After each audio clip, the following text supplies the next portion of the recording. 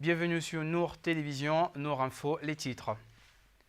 Dans cette session d'information, nous parlerons de la réception donnée par l'ambassadeur du Royaume d'Arabie Saoudite, accrédité dans notre pays en sa résidence, laquelle a vu la présence de plusieurs personnalités des différents secteurs, nous diront nos reporters. Et puis, l'association Amour et Solidarité vole au secours des détenus à la prison centrale de Libreville, procédant à la remise de plusieurs mains. Et enfin, les lampions se sont éteints sur la deuxième édition de la foire agricole de Libreville, en présence de plusieurs opérateurs du secteur. Mesdames et messieurs, assalamu alaikum wa rahmatullahi wa barakatuh. Merci d'avoir choisi Nour Télévision pour vos informations. L'ambassadeur du Royaume d'Arabie Saoudite dans notre pays vient d'offrir une réception dédiée aux membres de la Ligue islamique venus pour un séminaire de formation des imams, des prédicateurs et professeurs du Gabon. Othman Bina, Isiak Bodorin, Fafoumi, reportage.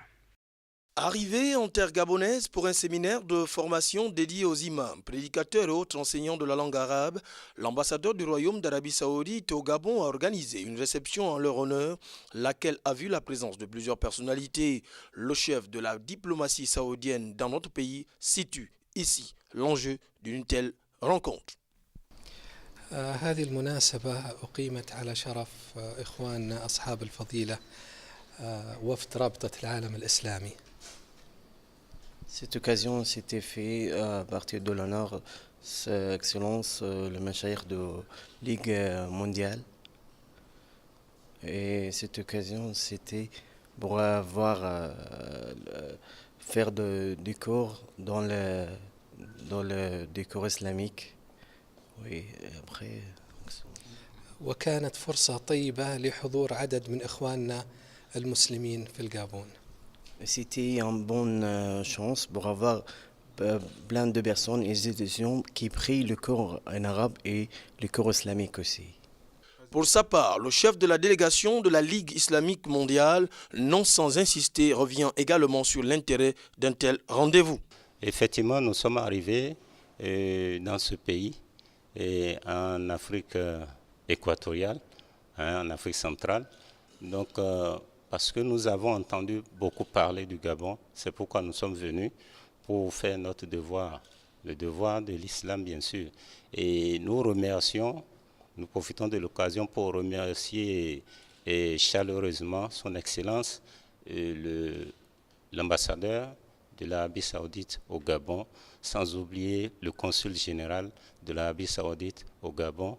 Et ensuite, chaleureusement encore, nous remercions son Excellence le Président du Conseil supérieur des affaires islamiques du Gabon pour l'accueil principal et chaleureux qu'ils ont porté à notre faveur.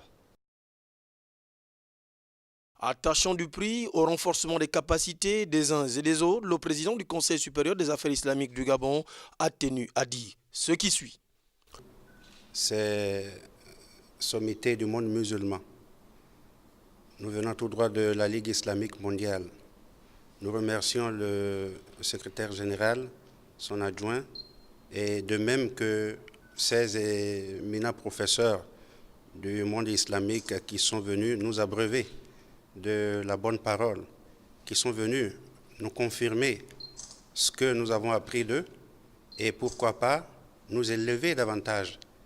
Et rien qu'à travers leurs propos, ceci nous réconforte nos imams, nos prédicateurs, et qui aussi se sont volontairement portés candidats à ce séminaire. Au vu de tout ceci, les participants mettent à profit leur disponibilité en vue d'acquérir les fondamentaux nécessaires, lesquels à leur tour seront relayés sur le terrain. Le Conseil supérieur des affaires islamiques du Gabon, en collaboration avec la Ligue islamique mondiale, viennent ici de prouver à la face du monde tout l'intérêt qu'ils portent à la formation.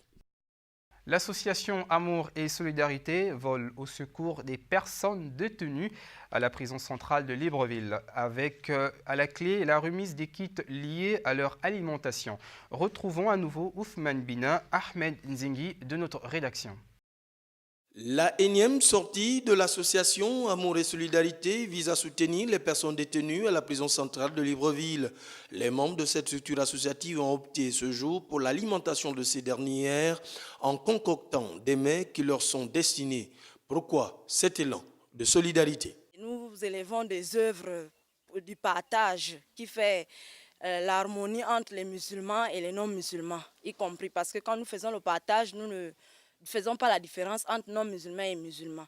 Donc pour la journée d'aujourd'hui, c'est une journée de partage dont nous avons pensé à la prison centrale, les démunis qui sont à la prison centrale. Démunis pourquoi? Parce qu'ils sont privés du monde, privés de ce qui est à l'extérieur, ce qui est de bon. Et nous, le peu que nous avons, nous voulons partager ça avec eux. C'est une association qui dure déjà depuis 11 ans.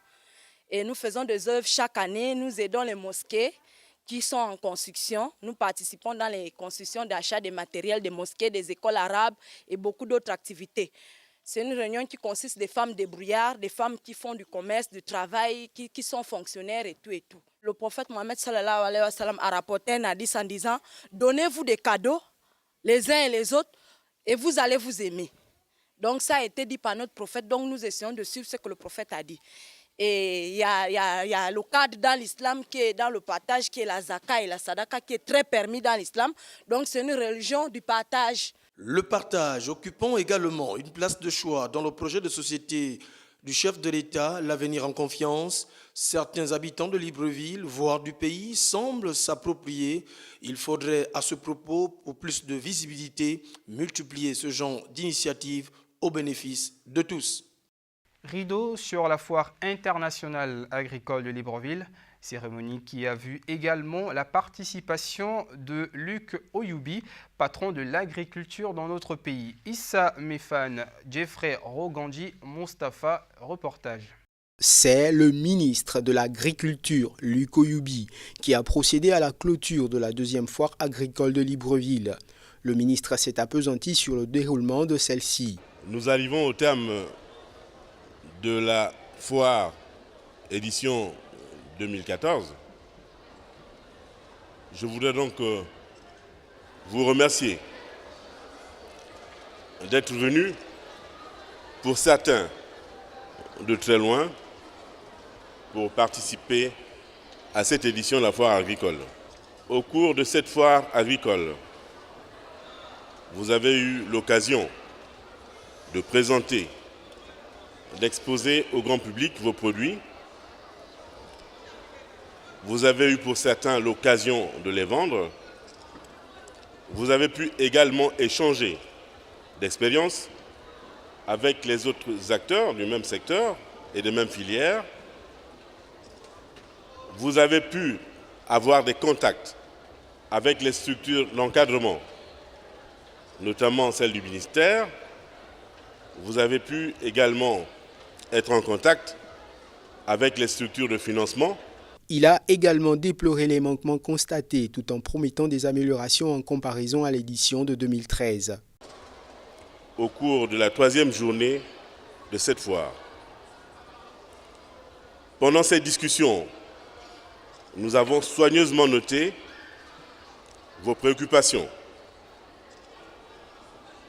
Il s'agit du reste des préoccupations que nous connaissons déjà.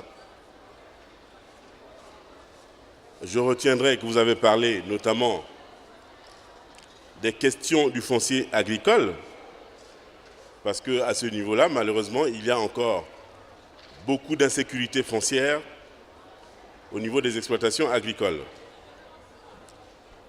Vous avez parlé des voies d'accès, des voies de communication, des routes d'accès aux sites de production. C'est le cas notamment du site de la Remboué, qui produit beaucoup de bananes, mais malheureusement, l'évacuation de ces bananes vers les centres de consommation pose des problèmes parce que la route n'est pas bonne. L'épilogue de la foire agricole de Libreville s'est achevé sous de bons signes, avec la présentation des structures d'accompagnement financières et agricoles. Cap à l'étranger à présent, après la démission vendredi dernier, l'ancien président du Burkina Faso a trouvé refuge à Yamoussoukro, la capitale administrative de la Côte d'Ivoire. Par ailleurs, la médiation internationale au Burkina Faso demande une transition civile. Reportage de l'AFP. Un anonymat complet dans l'une des résidences les plus prestigieuses de Côte d'Ivoire. L'ancien président du Burkina Faso, Blaise Compaoré, qui a démissionné vendredi après une journée d'émeutes, a trouvé refuge à Yamoussoukro, la capitale administrative ivoirienne. Oui, on est au courant que le président Blaise Compaoré est à Yamoussoukro. Là aussi, on va pas ça mal, quoi. Puisque quand nous aussi, nous étions en crise, on avait des frères qui étaient réfugiés au Burkina. Donc là, en tout cas, il est le bienvenu, quoi. Il est le bienvenu à Côte d'Ivoire aussi. Il devrait rejoindre Babo à la CPI, comme disent les Burkinabés même. Voilà. Donc s'il est là, c'est pour un moment, il ne devrait pas être trop duré ici. Après un moment, il devrait quitter ici pour aller chez lui et puis on le juge. On ne veut pas de problème ici en Côte d'Ivoire, on ne veut pas de problème. On vient de quitter dans une crise post-électorale, donc on ne veut pas répéter ça encore. Blaise n'a pas envoyé de mercenaires en Côte d'Ivoire pour venir faire la guerre pour les Ivoiriens. Blaise était un médiateur pour les Ivoiriens, dans la crise politique ivoirienne. Blaise n'a pas envoyé de mercenaires en Côte d'Ivoire. Pour Blaise, vraiment, l'appel vraiment de la Côte d'Ivoire, vraiment, il aurait dû, vraiment, c'était un peu dur, sans Blaise. Alors, comment la guerre de la Côte d'Ivoire allait être? Parce qu'on a passé dans beaucoup de pays, ça n'a pas pu résoudre. Donc avec Blaise, vraiment, aujourd'hui, on est dans la paix. Si aujourd'hui Blaise a quitté le Burkina pour venir en Côte d'Ivoire, vraiment, il arrive en famille. Tout ce qui s'est passé en Côte d'Ivoire s'est préparé à Ouaga. Et c'est avant qu'on n'est pas au courant, mais effectivement, toutes les choses sont sorties. La rébellion s'est préparée à Ouaga. Alors, raison pour laquelle j'ai dit même que lui, il ne doit pas venir ici. Parce qu'il est le parrain de la rébellion de la Côte d'Ivoire. La médiation internationale au Burkina Faso, un pays en crise après la chute du président Blaise Compaoré, a appelé ce dimanche 2 novembre 2014 à la mise en place d'un régime de transition conduit par un civil et conforme à l'ordre constitutionnel, évoquant sinon la menace de sanctions. Malgré la situation particulière à laquelle le pays est confronté aujourd'hui, la mission a demandé à ses interlocuteurs nationaux et surtout la hiérarchie militaire de faire en sorte que les institutions de transition sont conformes aux normes constitutionnelles. Nous espérons qu'il y aura une transition conduite par un civil et qui conforme à la Constitution, à l'ordre constitutionnel. On a eu un très bon échange, un très bon entretien avec le hiérarchie militaire, y compris avec le colonel Zida.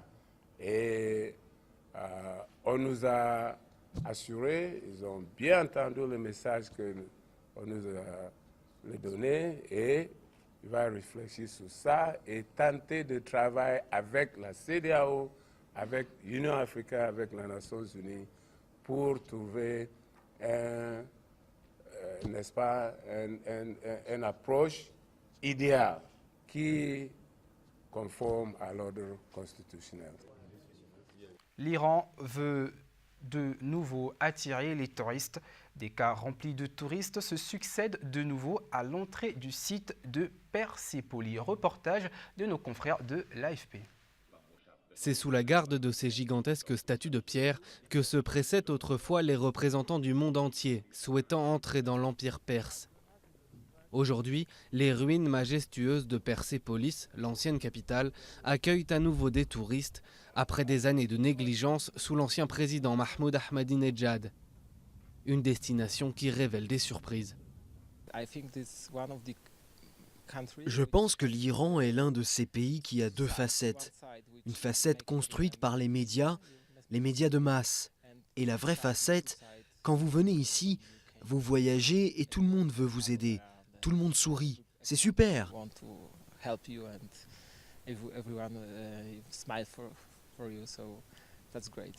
Les lourdes sanctions économiques imposées par l'Europe et les États-Unis ces dernières années ont miné l'économie iranienne. L'absence de relations diplomatiques et le manque de ressources ont laissé de nombreux sites à l'abandon. Il y avait beaucoup moins de touristes ces dernières années et même ceux qui venaient n'achetaient pas grand-chose. Grâce aux nouvelles négociations sur le nucléaire et à l'allègement des sanctions, le gouvernement peut à nouveau investir dans le tourisme. Le mois dernier, Téhéran a accueilli pour la première fois un nouveau train luxueux venu d'Europe et rempli de touristes étrangers. Je pense que les gens sont vraiment amicaux. On a une fausse perception à travers les journaux. Ils ne présentent que le mauvais côté. D'après les chiffres officiels, le tourisme a augmenté de 35% à la fin mars 2014, rapportant 6 milliards de dollars depuis 2013. Avec 17 sites classés au patrimoine mondial de l'UNESCO, l'Iran a pour but d'attirer 20 millions de visiteurs en 10 ans. Pour les touristes, nous avons réussi à résoudre les problèmes de visa. Maintenant, la plupart des touristes, sauf pour 1 ou 2 pays, peuvent prendre leur visa à l'aéroport. Le gouvernement l'a permis et nous sommes satisfaits qu'ils nous soutiennent.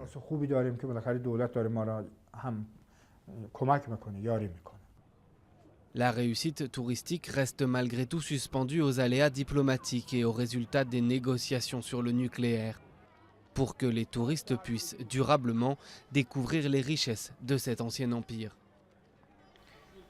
Restons toujours dans le cadre du monde étranger, cette fois-ci en bref. 34 personnes interpellées samedi à Nantes et Toulouse, après de violents heurts entre les forces de l'ordre et les manifestants, lors d'une manifestation contre les violences policières après la mort de Rémi Fraisse. 800 personnes avaient pris part à un rassemblement qui a rapidement dégénéré avec dégradation et lancer de bouteilles remplies d'acide sur les policiers, faisant 3 blessés. Une communauté internationale inquiète, un rassemblement de l'opposition qui se solde par un échec. L'incertitude demeure au Burkina Faso. Washington demande un transfert immédiat du pouvoir aux autorités civiles, tandis que l'armée prend le contrôle de la télévision et de la place de la nation à Ouagadougou. Le président Blaise Compaoré s'est lui réfugié dans la capitale ivoirienne Yamoussoukro après 27 ans de pouvoir. Une deuxième personne contaminée par Ebola, prise en charge en France. Il s'agit d'une employée de l'ONU ayant contracté le virus en Sierra Leone. La patiente a été placée en isolement de haute sécurité à l'hôpital Bégin à Saint-Mandé. Un vote en forme de défi dans le Donbass. Les régions séparatistes de l'Est de l'Ukraine votaient aujourd'hui pour élire leur président et leur parlement. Ces élections dans les républiques autoproclamées de Donetsk et Lugansk risquent de sceller la perte par Kiev de territoires rebelles. Et c'est parti. Les 91 concurrents de la 10e édition de la Route du Rhum ont pris le départ dimanche à Saint-Malo. 6560 km attendent les participants dans cette transat en solo jusqu'à Pointe-à-Pitre en Guadeloupe. Record à battre, 7 jours, 17 heures et 19 minutes, détenu depuis 2006 par Lionel Lemonchois. Parlons sport, football du tournoi intersecteur de Midoubé dans le 5e arrondissement de Libreville qui a vu cet après-midi la victoire du Feu Lobé face à la communauté béninoise. 2-1, Ahmed Ryan Zengi, Ousmane Bina de notre service sport. Mindoubé, dans le 5e arrondissement de Libreville, a vibré au rythme du sport à l'occasion d'un tournoi de football intersecteur organisé par des jeunes du dit quartier. Tournoi qui voit la participation de 16 équipes au total, représentant différents secteurs de l'arrondissement répartis en 4 poules de 4. Pour ce match opposant la formation de l'Oba FC à celle de Bénin FC. Match lancé, les deux équipes ne se font pas prier quand à la 37e minute l'avant-centre de l'Oba FC ouvre les hostilités par une frappe sur coup de pied arrêté de leur milieu de terrain. 5 minutes après, la formation de l'Oba FC double la mise par l'intermédiaire du jeune Armand Guéma, 2-0 pour la formation de l'Oba FC. Du retour des vestiaires, la formation béninoise met les bouchées doubles en sortant de sa réserve à la 85e minute par une réduction du score du jeune Raoul sur une frappe sèche qui laisse sans voile le portier de l'équipe adverse. Fin du match sur un score de 2-1 pour la formation de l'Oba FC. J'ai trouvé le match appréciable et on a donné le mieux qu'on pouvait. Et je félicite mes coéquipiers. On espère aller un peu plus loin, en finale même. On va essayer de se comprendre quand on joue. On a joué sans la cohésion. Tout le monde joue ce qu'il veut. C'est ce qui a fait qu'on a fait la défaite de Lula. Mais à la prochaine, on va essayer de s'améliorer pour bien jouer. Ils ont bien joué. On doit accepter la vérité. Ils sont plus supérieurs que nous. On l'a initié, c'est pour mettre l'ambiance dans le quartier de 1. On a remarqué qu'au Gabon, il n'y a pas assez de joueurs. Mon coach, que vous connaissez très bien, M. Alto, il a initié depuis 1991. C'est pour, comment dirais-je, pour que les jeunes aient la possibilité de s'exprimer au niveau du football. Vous savez que nous sommes dans un quartier, il y a ceux qui s'entraînent ailleurs, il y a d'autres qui viennent ici. Tout le monde un peu... le niveau quand même, ça commence à venir. Un mot pour la suite, pour la sérénité de la compétition. Ce que je souhaite, c'est qu'il y a un bon engouement et que les gens viennent voir les matchs. Rendez-vous est pris dans tous les cas dans quelques jours pour connaître la formation qui remportera cette compétition, drainant tant bien que mal les férus du ballon rond, venant pousser de la voix comme d'un seul geste les 22 acteurs. Merci d'avoir suivi cette édition d'information. À nous revoir prochainement, Inch'Allah. Barakallahu fikoum. Sur ce, assalamu alaikum wa rahmatullahi wa barakatuh.